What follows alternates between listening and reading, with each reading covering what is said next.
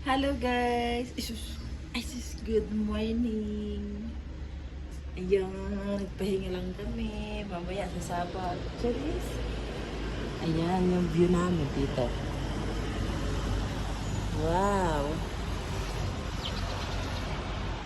Ayan. Ganda, ang lamig sa Baguio. Ang lamig sa Baguio, no?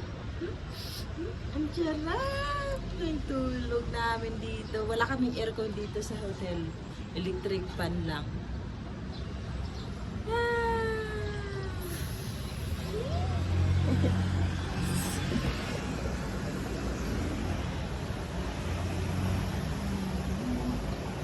Yan ang view namin. Ang ganda ng view. Paggabi, kitang-kita lahat ng mga building, bahay, kasi mga ilaw yan.